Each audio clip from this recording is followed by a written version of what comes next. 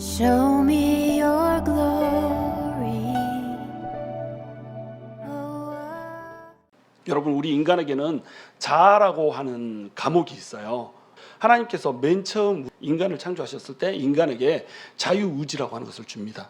인간을 이 피조물들 중에서 가장 특별한 존재로 만들고 싶었던 거예요. 사람을 만들 때만큼은 하나님께서 하나님의 모양과 형상대로 만드셨단 말이에요. 하나님의 모양과 형상으로 만드셨단 말은 뭐냐면 영적인 존재로 만들었다는 거예요.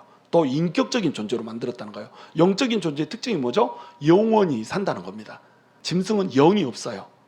닭혼만 있죠. 그러니까 영원히 살지는 못해요. 우리 강아지 죽으면 내가 사랑하는 강아지 같이 천국에 갈 수 있나요? 아쉽지만 못 갑니다. 왜냐하면 혼만 있기 때문에, 영혼이 없기 때문에 영원히 살지를 못하는 거예요. 그래서 짐승의 혼은 죽어서 땅으로 가고 사람의 영은 죽어서 하늘로 올라간다라고 이렇게 얘기를 하는 거예요. 하나님께서는 우리를 특별한 존재로 만드셨다는 겁니다. 영적인 존재로 만드셨어요. 또한 하나님께서는 우리를 인격적인 존재로 만드셨어요.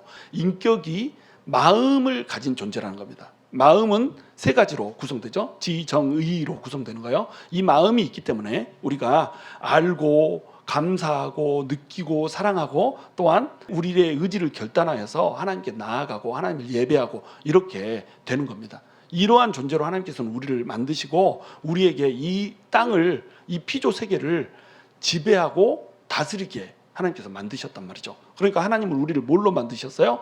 왕으로 만드셨단 말이죠. 하나님이 우리를 왕으로 만드시면서 동시에 하나님께서 우리에게 요구하시는 게 있죠. 너네 왕은 누구다? 바로 나다. 하나님이 왕이라는 거예요.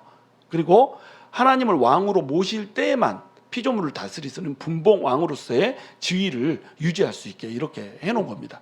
이것이 사람을 향한 하나님의 계획이었고 뜻이었다는 거죠. 그러니까 사람한테는 하나님께서 맨 처음부터 자유의지라고 하는 것을 주신 거예요. 이 자유의지를 발동해서 하나님을 사랑하고 하나님을 섬기고 하나님과 영원히 교제하면서 살 수 있는 이런 존재로 만들어놨단 말이죠. 근데 자유의지가 갖는 결정적인 문제가 하나 있어요. 뭐죠?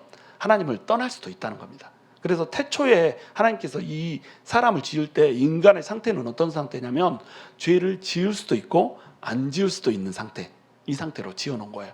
근데 마귀가 와서 유혹을 하잖아요. 유혹을 하면서 뭐라고 유혹을 하죠? 이거 한번 잡숴봐. 하나님처럼 될 수 있어. 이렇게 유혹을 한단 말이죠. 그냥 하나님처럼 될 수 있어 라고 하는 이 선택은 어떻게 할 수 있어요? 자유의지가 있기 때문에 할 수 있다는 겁니다. 그 선택을 사람이 해버리는 게 되는 거예요. 그 선택을 함으로써 하나님을 왕의 자리에서 끌어내리고 자기 자신이 왕이 돼버리게 이렇게 된 거예요. 그러면서 사람에게는 이제 자아라고 하는 것이 생겨나게 돼버린 거예요. 내가 왕이 되고자 하는 거죠. 하나님과 관계성 속에서만 왕이 되는데 내 스스로 왕이 되고자 하는 거예요. 그런데 아담과 하와를 봐보세요. 아담과 하와가 네가 이 선악과를 따먹으면 하나님처럼 될 거야 라고 했는데 선악과 따먹으니까 어떻게 됐어요? 왕이 됐나요? 왕이 안 됐죠. 너는 하나님처럼 될 거야 이렇게 했는데 하나님처럼 된 것이 아니라 실제로는 자기가 벌거벗었다라고 하는 사실 때문에 부끄러워하는 존재로 돼버렸단 말이에요. 자아라고 하는 것을 통하여서 왕이 되고자 하지만 사실 그것을 추구할 때 우리는 왕이 되는 게 아니라 뭐가 된다는 거예요? 종이 돼버리는 거예요. 노예가 돼버린다는 겁니다. 그러면 노예에게는 주인이 있죠. 누가 주인이죠? 마귀가 주인이 돼버린 거예요. 왜냐하면 마귀가 도전을 했잖아요. 도전해서 이겨버렸잖아요. 진자는 이긴 자의 종이 됨이라. 그래서 우리가 마귀의 종이 돼버린 겁니다. 인간이 스스로 왕이 되겠다. 내 인생은 나의 것. 나는 모든 걸 책임질 수 있어요. 라고 딱 들이미는 순간에 우리가 우리 모든 인생을 경영하면서 인생의 주인이 되는 것이 아니라 어디로 들어간다는 거예요? 자아라고 하는 동굴 안으로 들어간다는 거예요. 그 동굴은 감옥이죠. 자아라고 하는 감옥 안으로 들어가는 겁니다. 어떤 사람은 이것을 자아의 사슬이라고도 해요. 자아라고 하는 사슬에 묶여버립니다.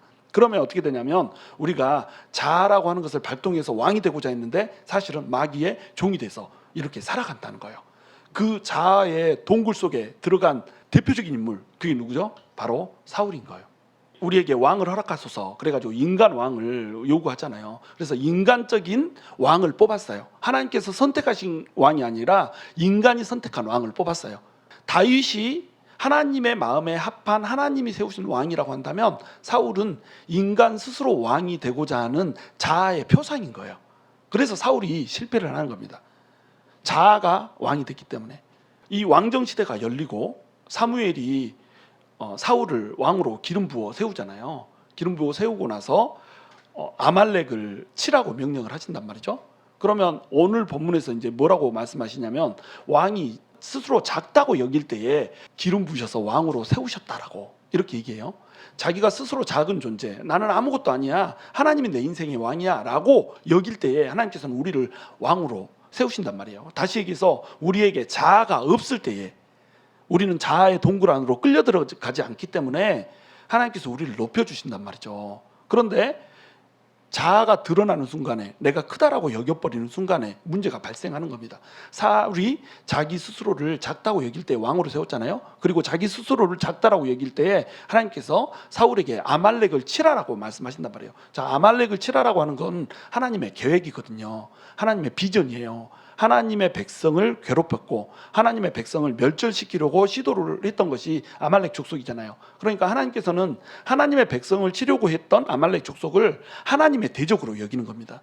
그래서 하나님의 비전 속에는 뭐가 들어있냐면, 하나님의 작정 속에는 뭐가 들어있냐면 아말렉을 쳐서 없애겠다라고 하는, 역사 속에서 아말렉이라고 하는 이름을 지워버리겠다라고 하는 하나님의 계획이 들어있는 거예요. 근데 이 계획에 누가 들어가요?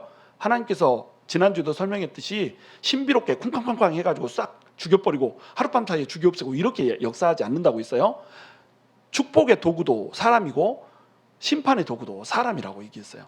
그러면 이 심판의 도구로 누굴 쓰겠다는 거예요? 바로 사울을 쓰겠다는 거예요. 그러니까 사울은 하나님의 계획을 실천하고 실현화시키는 하나님의 파트너가 돼 있는 거예요. 인간이 감히 하나님의 계획을 실천하는 파트너가 될 수 있나요? 될 수 없죠. 근데 사울이 자기 스스로를 작다고 여겼을 때, 그때는 하나님이 사울에게 왕을 줬고, 그뿐만 아니라 하나님이 사울로 하여금 자기 파트너가 되게 하셨단 말이죠. 함께 손잡고 하나님이 이루고자 하는 하나님의 작정을 이루는 데 쓰고자 하셨단 말이에요. 그런데 사울이 어떻게 해요? 사울이 아말렉을 치되 하찮은 것이 있으면 죽여버리고 괜찮은 것이 있으면 취해버리는 겁니다. 탈취하기에 급하다, 이렇게 표현되어 있잖아요. 우리 성경에는 탈취하기에 급하다. 이 말이 히브리어 원어로 보면 어떻게 되냐면 탈취물들을 향해서 날아간다는 뜻으로 되어 있어요. 그러니까 내가 전리품으로 취할 것이 있으니까 그거 보고 오 저기 손에, 그리고 막 날개 파닥이면서 날아가는 거예요. 슉 해가지고 하고, 또 오메 저기 양이네, 슉 해서 갔는데 별거 아니야, 죽여버리고 저기 양이네, 가서 딱 기름지면 또 취하고, 이렇게 한 겁니다. 탈취물을 향해서 날개를 퍼덕이면서 날아가는 사울의 모습이 보이세요? 급하게 탐욕을 가지고 탈취물들을 향해서 날개를 달고 날아가서 그것을 취했다는 거예요. 자, 하나님께서는 어떻게 하라고 그랬죠? 헤렘 전쟁 전부 다 전멸하라고 그랬거든요. 진멸하라고 그랬거든요. 근데 이것을 취해버려요. 하나님의 말씀을 어떻게 했어요? 어겨버렸어요. 하나님의 말씀을 어겼다, 이 말은 뭐예요? 하나님이 왕이 아닌 거예요. 누가 왕이에요? 내가 왕인 겁니다. 사울은 자기 스스로 왕이 된 거예요. 왜 자기 스스로 왕이 됐죠? 자기의 유익과 탐욕이라고 하는 것에 끌려버린 겁니다. 이 자아라고 하는 동굴을 누가 놨어요? 마귀가 놓은 거예요. 자아라고 하는 덫을 놓는 게 있어요. 누구죠? 마귀. 아담과 하와한테도 자아라고 하는 덫을 놓잖아요. 네가 정령 죽지 않으리라, 하나님처럼 되리라 하니까 이걸 따먹는 거예요. 하나님처럼 되리라, 이게 뭐냐면 자아를 자극한 겁니다. 네가 왕이 될 수 있어. 그러니까 이 동굴을 누가 놓은 거예요? 이 덫을, 감옥을, 사슬을 누가 놓은 거예요? 마귀가 놓은 거예요. 똑같이 사울한테도 하나님 말 들을 필요 없이 네가 왕이잖아, 네가 왕이야, 갖고 싶으면 다 갖는 거야 왕은, 이렇게 한 거예요. 똑같죠, 스토리가. 그래서 이것을 자기 마음에 드는 거 날개 달고 가서 막 취하기에 급급했던 겁니다. 탈취물을 취하기에 급했던 거예요. 자기 동굴에 혹 빠져들어가 버린 거죠. 자기 동굴에 들어가는 사람의 첫 번째 특징 뭐라고요? 탐욕이에요. 자기 탐욕, 자기 유익. 자기 유익을 위해서는 하나님의 말씀이고 뭐고 그냥 상관이 없는 거예요. 그냥 다 가로채버리고 하나님의 말씀은 깜빡 잊어버리죠. 이러면서 취하는 이런 행동을 한다는 겁니다. 그리고 나서 승리를 하니까 이들이 무슨 일을 하죠? 사울이 갈멜에 가가지고 기념비를 쌓잖아요. 누구를 위해서? 자기를 위해서 기념비를 쌓는다, 이렇게 나와요. 하나님께서 하나님의 파트너가 되게 하셨고 하나님의 전쟁이라고, 하나님의 전쟁으로 끌어들였잖아요. 근데 하나님의 전쟁이 되는 게 아니라 누구의 전쟁이에요? 내 전쟁이 되는 겁니다. 내 이름이 높아지는 거예요. 누구의 이름이 높아져야 되죠? 하나님의 이름이 높아져야 되잖아요. 내 이름이 높아져야 되는 거예요. 자기 영광을 구하는 겁니다. 자기 영광을 구하는, 나를 위해서 기념비를 쌓는 이것 때문에 사람이 자기 동굴로 들어가는 거예요. 자아라고 하는 동굴로 들어가는 겁니다. 자아라는 동굴로 들어가면 자기가 왕이 될 것 같지만 왕이 돼요, 안 돼요? 안 된다는 거죠. 자기가 왕이 되는 게 아니라 누가? 마귀가 왕이 돼버리는 거예요. 그러니까 이게 덫이라는 거예요. 망하는 길이라는 겁니다. 그러니까 자기 탐욕에 빠져서 안 되고 자기 영광에 빠져서도 안 된다는 거예요. 많은 크리스찬들이 자기 영광을 구해요. 우리가 좀 섬겨서 뭔가 해냈다 그러면 내가 이거 했다고. 다른 사람들이 더 많은 업적을 남겼어서 내가 한 것처럼 얼굴 딱 들이밀잖아요. 실제로 일할 때는 아무것도 안 하다가 뭐 어떤 열매가 있고 그러면 어때요? 거기다 숟가락 딱 놓잖아요. 그럼 다른 사람 숟가락은 어떻게 해요? 싹 쓸어버리잖아. 내 숟가락 딱 놓고 내가 했어 딱 이렇게 한단 말이죠. 자기 영광을 구하는 겁니다. 자기가 높아지려고 하는 거예요. 그러면 이것이 뭐예요? 자아의 동굴이라는 거예요. 이 자아의 동굴에는 아무도 들어오지 못해요. 나만의 동굴이에요. 내가 높아지는 것이고 내가 드러나는 것이고 이런 것이에요. 여기에다가 내 죄를 다 숨겨놓죠. 내 똥오줌 여기다 다 갈겨놓는 겁니다. 구리고 냄새나고 더럽고 추해요. 근데 아무도 들어오지를 않아. 그러니까 남들은 더러운 걸 몰라요. 누구는 알아요? 하나님은 알죠. 나만 아는 이 더러운 곳에 다른 사람이 들어오기를 원해요? 안 원해요? 안 원하죠. 근데 사무엘이라고 하는 사람이 등장을 한 겁니다. 자아라고 하는 동굴 안으로 들어오려고 동굴 입구에 사무엘이 딱 나타난 거예요. 그러니까 사무엘이 못 들어오게 하려고 자아의 동굴을 가려야 되는 거예요. 들어올 필요 없어요. 여기 내가 하나님께서 나에게 행하라고 한 것을 전부 다 행했나이다 이렇게 얘기하잖아요. 이거 사무엘이 물어봤나요? 사무엘이 너 하나님이 하라는 거 다 했어? 이렇게 물어보지 않았잖아요. 물어보지도 않았는데 자기가 먼저 말을 하잖아요. 왜 말하죠? 꾸미고 싶은 거예요. 치장하고 싶은 거예요. 나는 더럽지 않아요. 나는 거룩해요. 이것이 자아의 동굴에 빠진 사람의 특징이라는 거죠. 권사님들 보면은 막 부엌에서 요리하고 막 이럴 때는 탁탁탁탁 썰면서 그거는 그렇게 써는 것이 아니오. 간장 넣지 말라고 고춧가루 다 넣으라는데 막 이렇게 성질내다가 대표기도 한다고 딱 올라오면 하나님 아버지 이렇게 목소리가 갑자기 막 떨려요. 왜 목소리가 그때만 떨리냐고. 글쎄 딴 때는 막 이렇게 다가 우리 장로님들 막 식사하면서 막 네가 막 이렇게 목사님 그러면 설교를 왜 그딴 식으로 막 이렇게 하다가 단에만 올리면 거룩하신 하나님 아버지 갑자기 막 목소리가 변하잖아요. 이렇게 되는 이유가 뭐죠? 자기를 치장하는 겁니다. 나 더럽지 않아요. 깨끗해요. 내 안에 구린 거 없어요. 냄새 나지 않아요. 치장하는 거예요. 들어오지 마세요. 여기까지. 거기까지 딱 거기까지. 하나님한테도 하나님 들어오지 마세요. 거기까지. 들어오실 필요 없어요. 내 공간, 내 동굴이에요. 여기 들어오면 하나님 별로 이제 발견할 거 없어요. 나 깨끗해요. 이러고 하나님도 못 들어오게 하잖아요. 그 나만의 동굴인 겁니다. 은밀히 짓는 죄, 나만이 하는 죄 이렇게. 그런데 소가 울고 염소가 울고 이러잖아요. 그러니까 이것은 어찌 된 겁니까? 동굴에서 구린내가 나는 것을 사무엘이 발견을 한 거죠. 그러니까 이제 뭐라고 그래요? 이것을 핑계를 대는 겁니다. 자아의 동굴에 빠진 사람, 이 사람은 자아라고 하는 동굴에 빠져 있기 때문에 자기가 뭉개지는 것을 원하지 않아요. 자아의 동굴에 빠진 사람은 자아의 동굴에 빠지는 이유가 뭐죠? 자기가 높아지고 싶은 마음 때문에 그렇잖아요. 자기가 왕이 되고 싶은 마음, 내가 인정받고 싶은 마음, 내 입지, 내 입장, 내 감정, 내 유익, 이게 너무 중요한 거예요. 그러니까 다른 사람이 뭔가를 나에게서 구린 것을 발견했어요. 그럼 어떻게 되겠어요? 이것이 내 잘못이 아닌 것으로 치장을 해야 되는 거예요. 사울이 내 안에 들어오지 말라 했는데 이미 안에 있는 냄새가 맡아졌단 말이죠. 그러면 이 냄새가 맡아졌을 때 바로 어떻게 해야 돼요? 잘못했습니다. 이거 제가 싸질은 분뇨입니다. 이렇게 얘기하면서 회개를 해야 되고 이걸 청소해 주십시오. 다시는 이렇게 하지 않고 동굴에서부터 나와서 하나님의 빛 가운데 살겠습니다. 이렇게 해야 되잖아요. 그런데 어떻게 한단 말이에요? 백성의 탓으로 핑계를 찾아버린단 말이에요. 내 대신에 욕을 먹을 사람들을 만들어버리는 거죠. 나는 하나님의 뜻대로 행하려고 했지만 백성들이 기름짓은 것을 가지고 하나님한테 제사를 드리려고 이것을 준비했습니다. 이렇게 얘기를 한단 말이에요. 첫 번째는 핑계를 누구한테 돌려요? 백성들한테 핑계를 돌려요. 두 번째는 누구한테 돌려요? 하나님한테 돌려요. 하나님한테 제사 드리려고 거룩한 핑계거리를 찾는단 말이죠. 이것이 자아의 동굴에 빠진 사람의 특징이에요. 이 덫은 누가 나눴어요? 마귀가 나눴단 말이죠. 이 동굴에 빠져서 밖으로 헤어나올 기회가 주어졌는데 그 기회를 잡지 못하면 그 덫에 완벽하게 사로잡히게 되는 거예요. 마귀가 덫을 나눴기 때문에 들어오면 확 발목을 잡아버리는 겁니다. 영혼 안에 우리 성령님이 들어오시면 절대로 마귀는 우리에게 뭐 어떤 짓도 할 수 없다 이렇게 이제 주장을 하기도 해요. 근데 여러분 실제 현실 속에서 봐보세요. 우리 안에 성령님만 계시면 성령님 때문에 우리는 거룩하게 살아야 되잖아요. 근데 왜 우리 유모양 이꼴로 살죠? 왜 죄짓고 살죠? 여전히 원수 마귀는 우리에게 덫을 놓고 우리를 지배할 수 있다는 겁니다. 어쩔 때 성령님께 우리를 내어드리지 못할 때. 성령님은 우리의 영혼 속에서 거주하면서 우리를 지배하시기를 원하세요. 근데 우리의 마음, 이 마음의 좌소는 전쟁터거든요. 성령님한테 마음을 내어드리면 성령님이 지배하는 공간이 되고, 성령님한테 마음을 내어드리지 못하면 이 공간은 빈 공간이 되기 때문에, 이 빈 공간에 누가 들어요?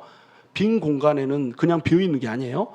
도둑놈이 들어오는 겁니다. 집이 비어 있으면 빈집털이가 들어오잖아요. 도둑이 들어오는 거예요. 이 도둑이 누구죠? 바로 마귀인 거예요. 마귀는 도적의 영이잖아요. 훔치고 빼앗고 살인하는 영이단 말이죠. 그러니까 우리 마음을 완벽하게 성령님한테 내어드리지 못하잖아요.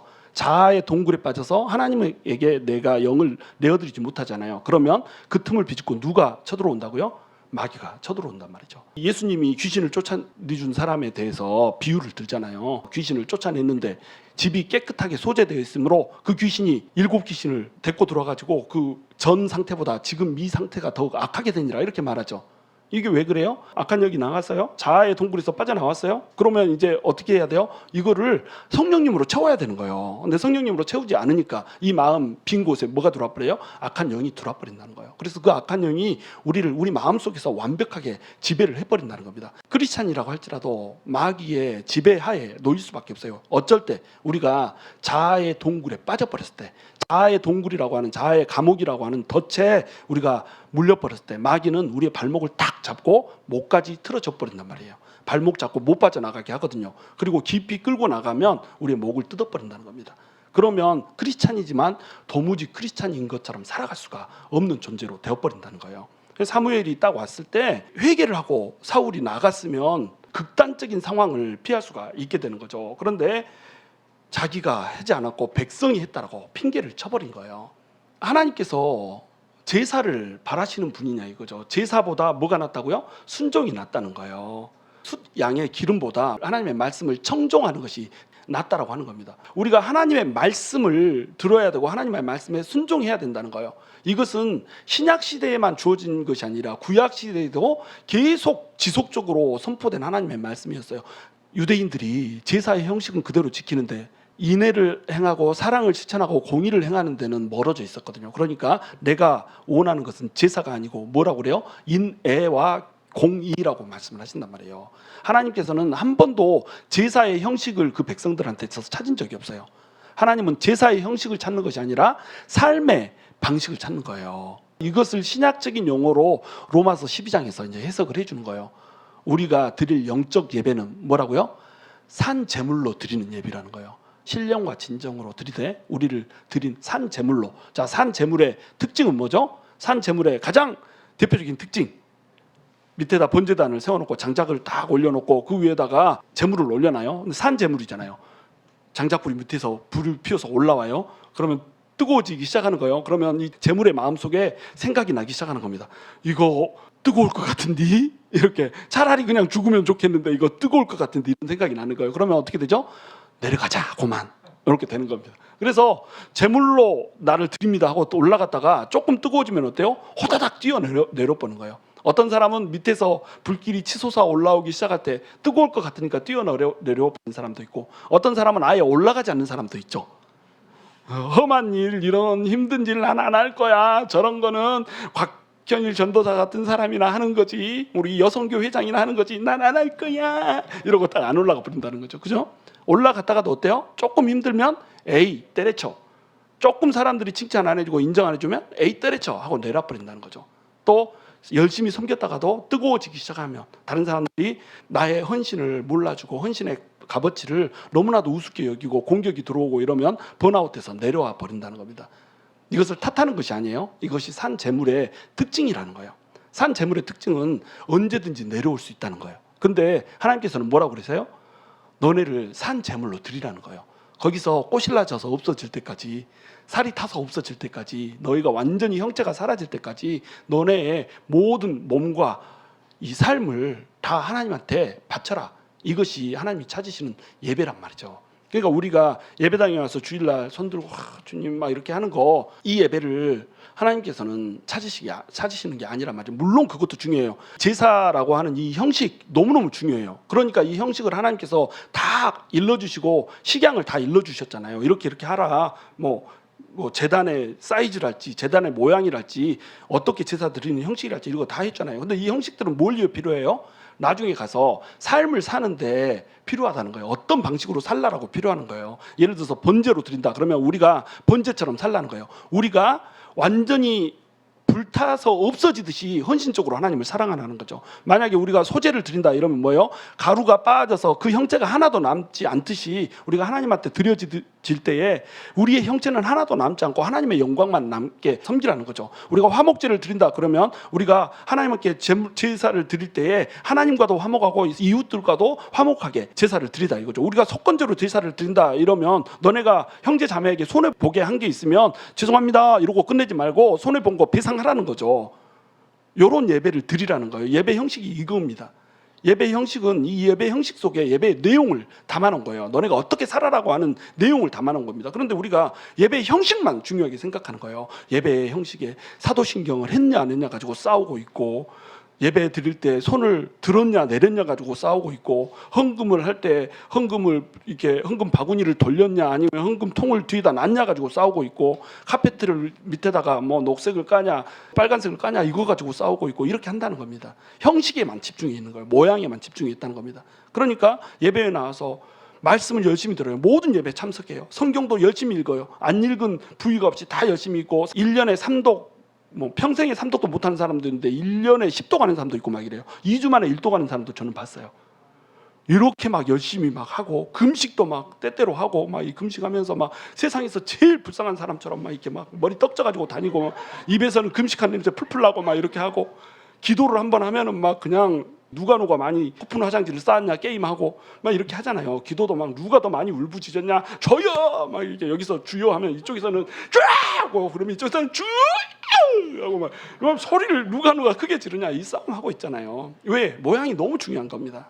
예배의 형식, 이게 너무너무 중요한 거예요. 그러니까 삶의 형식은 받쳐주지 않는데 예배의 형식, 제사의 형식만 가지고 하나님 앞에 나가는 거예요. 그러니까 하나님이 뭐라고 그래요? 너네는 인애와 공의를 저버렸다는 거예요. 예배의 형식, 제사의 형식, 그거 가지고 난 만족하지 않는다는 거예요. 너네가 나한테 계속 이 제사의 제물을 태워주는데 내가 그 제사의 그 기름에, 너네가 주는 기물에 내가 물렸고, 내가 너네가 태워주는 그 연기에 숨막혀서 뒤지겠다.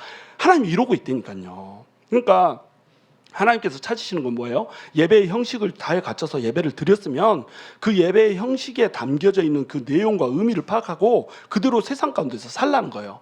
그게 구약에서도 얘기한 거고 신약에서도 얘기한 거라는 겁니다. 그런데 우리가 예배 드리고 딱 여기 예배당에서는 제대로 드리고 나서 나가면 어떻게 돼요?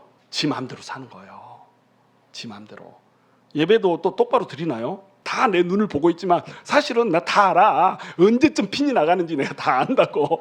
핀이 뻥 나가잖아요. 그냥 갑자기 이렇게 머릿속에서 니카라과를 갔다 와요. 이게 집에 가스불을 켜놓고 온 것 같은데 생각나면은 와, 가스불을 언제 켰는지부터 시작해서 동선을 다 그리면서 막 이렇게 갈 것도 아니면서 이렇게 하잖아요. 그렇죠. 주보에 오타를 막 점검을 하고, 와따 그림을 잘 그렸네 막 이러고 있고, 찬양 인도하면은 아따 쟤는 왜 저렇게 기타를 이상하게 메고 있다니 막 이렇게 하고. 우리는 그렇게 안 하나? 우리 교회는 그렇게 하는 사람 없으리라고 믿습니다. 이 형식에 아멘. 형식도 제대로 못 드리고 갔으면서 나는 예배 잘 드렸다고 이렇게 나가는 거예요. 나가면서 교회당 나가자마자 어떻게 해요? 차 타면서 싸움이 시작되잖아요. 여보 여보 이 말 나오면 소름이 쫙 끼치죠. 여보 아까 왜 밥 먹을 때 그렇게 했어? 사람들 앞에 창피해 죽겠어 이렇게 하잖아요. 나만 뭐 그런 걸 목격했나요? 다들 목격하잖아요. 그거 목격하죠? 안 하나요? 우리 부부는 안 그래요. 오해하지 마세요. 우리는 거룩이지 그냥. 에이. 그거 막 갑자기 차 타고 가다가 아침에 오면서 생각 못했던 그것을 딱 떠올리면서 막 차 타고 가면서 싸우잖아요. 또 누가 쌩 지나가면 동물이 막 튀어나오잖아요. 입에서 숫자도 튀어나오고 막 이러잖아요. 방금 예배 드리고 나와가지고 방금 예배 드리고 나왔는데 식사하면서 이쪽 테이블에서는 이쪽 테이블에 대해서 막 응? 반찬이 부족해 조사해야 돼 막 이러고 있고, 이쪽 테이블에는 저쪽 테이블 막 조수고 앉아 있고 이렇게 하잖아요. 그렇게 하는 이유가 뭐죠? 반찬이 맛이 없으니까 조사서 먹으려고.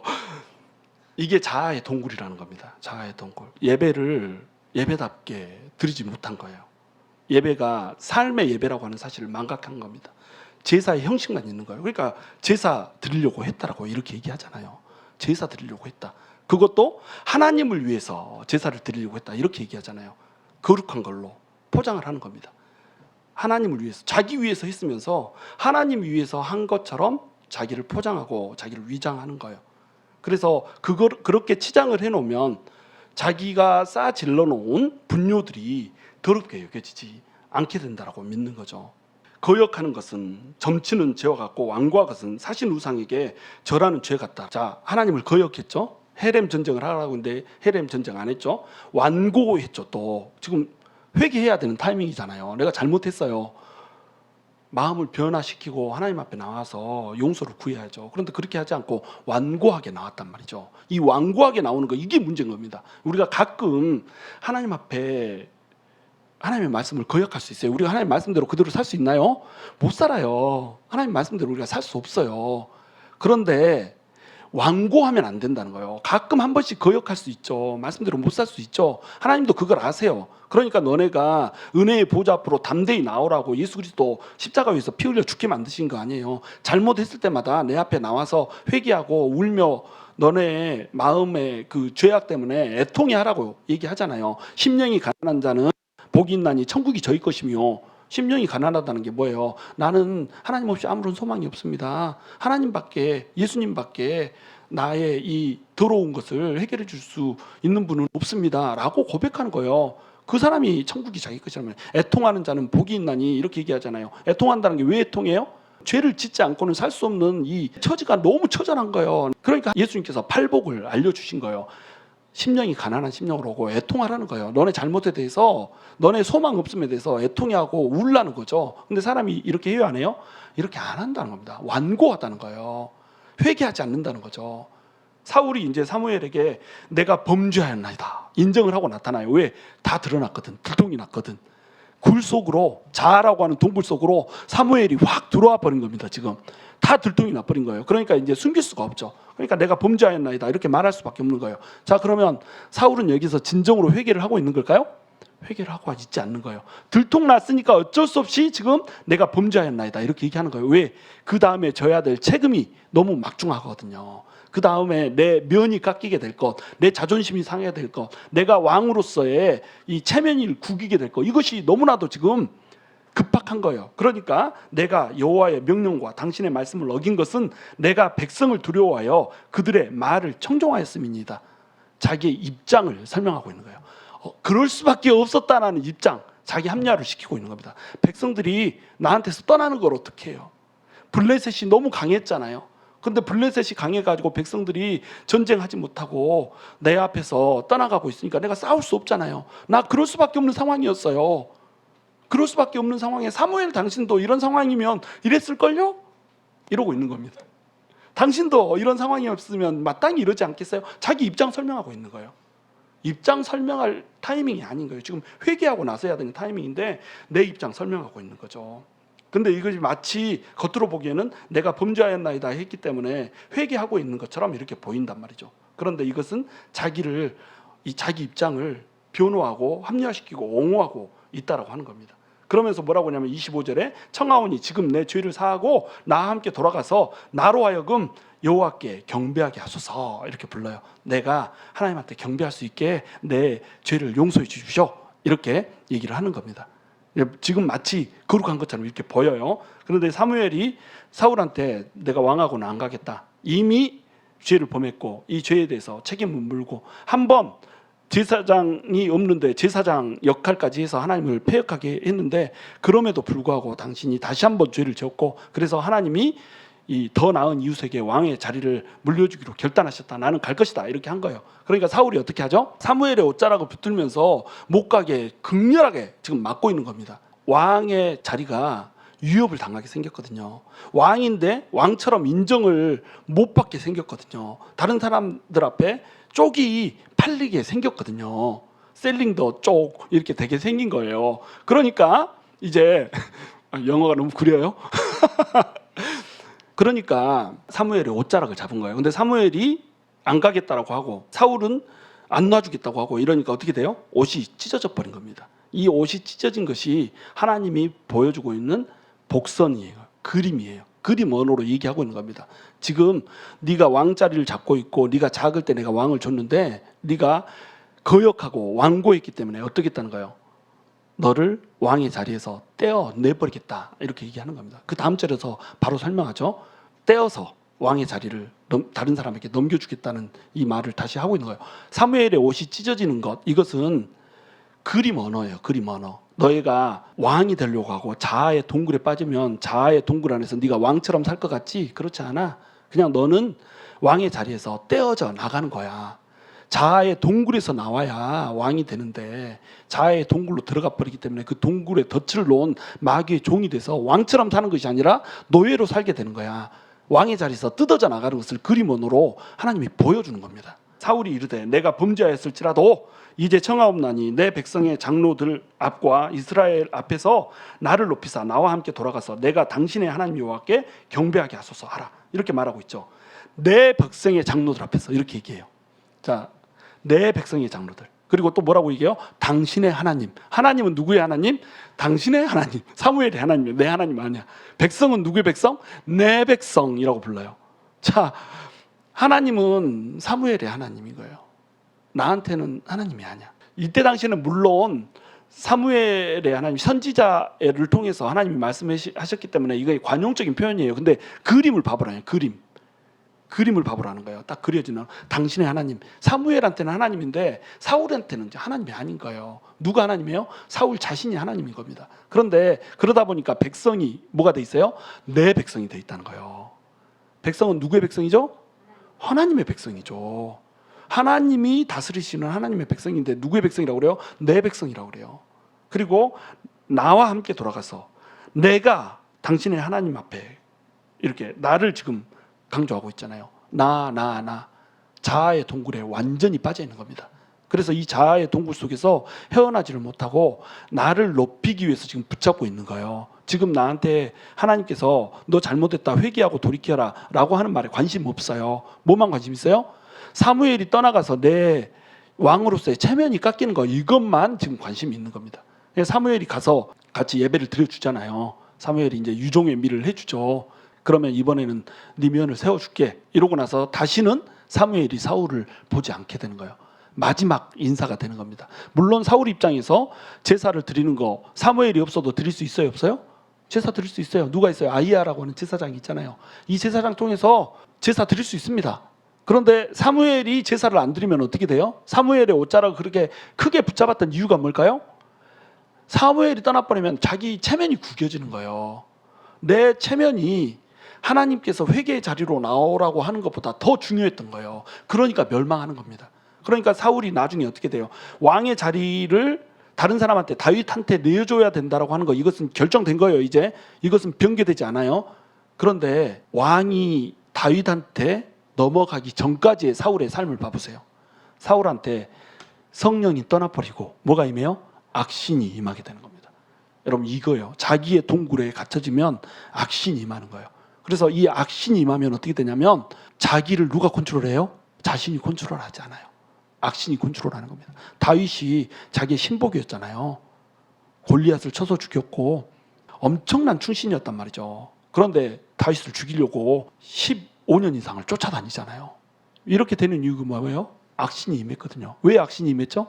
자아라고 하는 동굴에서 빠져나오지 못했던 거예요. 그래서 죽음도 나중에는 어떻게 죽죠?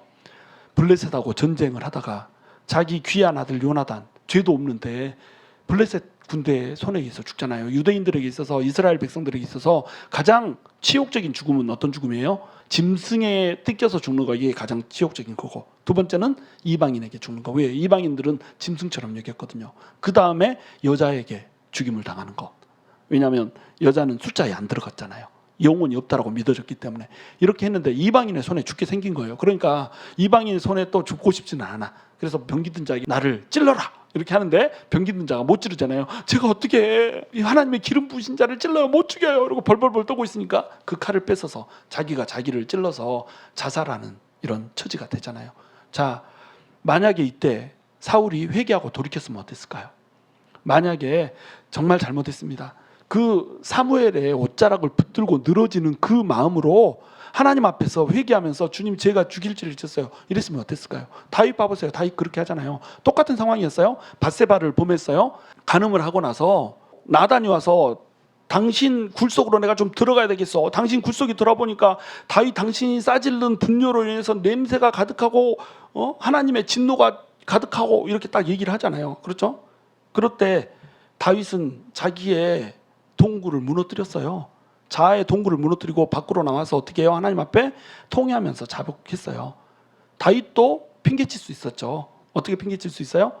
아니 왜 여자가 정숙하지 못하게 사람들 다 보이는 앞에서 뒷물을 치냐고 이렇게 얘기할 수 있잖아요. 어떤 남자가 혹하지 않을 수 있어. 그걸 보고 이쁜데 혹할 수 있지. 이렇게 표현할 수 있어요. 다윗도. 그리고 나단한테도 아무리 선지자라고 해도 왕한테 이딴 식으로 하면 안 되지. 계작들을 대령하라 이렇게 할 수 있어요. 누구든지 실수합니다. 사울도 실수하고 다윗도 실수해요. 사울과 다윗의 차이는 뭐예요? 사울은 자기 동굴이 발견되었을 때, 자기 동굴의 분뇨가 더럽다라고 하는 것이 발견되었을 때에 동굴의 문을 닫아버렸어요. 아무도 못 들어와. 하나님도 들어오지 마세요. 그리고 자기 면이 깎이는 것만 걱정했어요. 다윗은 어때요? 모든 신하들이 보는 앞에서 당신이 더러워라고 얘기하니까 정직한 영을 저에게 부어주시옵소서. 주의 성령을 나에게서 거두어가지 마옵소서. 이러고 노래하고 나오잖아요. 그러면서 내가 범죄하였나이다. 하나님 앞에 자기 범죄를 통해 자고하면서 이렇게 나오잖아요. 근데 사울 봐보세요. 나를 용서하여 주시옵소서 하는데 하나님께 용서를 비는 게 아니라 누구한테 용서를 빌고 있어요? 사무엘한테 용서를 빌고 있는 거예요. 그럼 사무엘한테 용서를 빌고 있다 이 말은 뭐예요?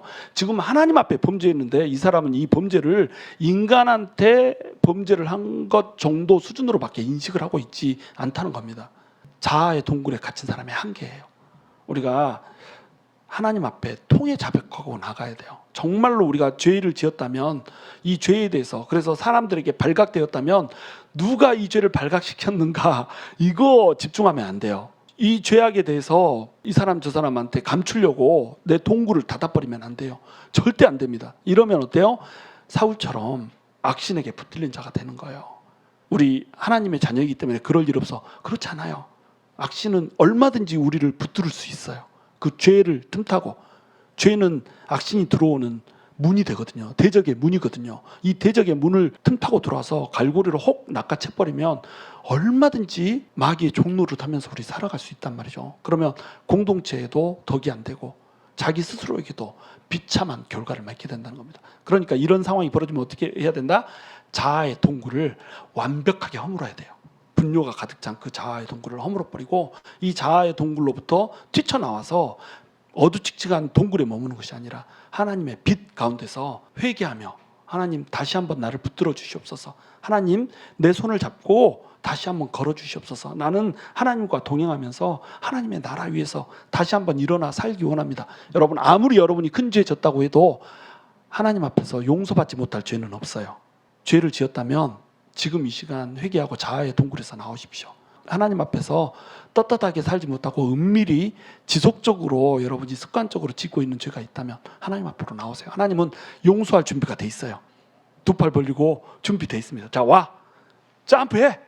안아줄 준비가 돼 있어요. 근데 우리가 어때요? 동굴의 문을 샤타를 내려버려요. 그러면 패망의 길로 가는 겁니다. 저와 여러분이 하나님 앞에 우리 자아의 동굴을 완벽하게 무너뜨리고 빛 대신 하나님의 그 빛 가운데로 나아가서 하나님의 영광을 위해 서게 되는 놀라운 은혜가 있게 되기를 주님의 이름으로 축원합니다.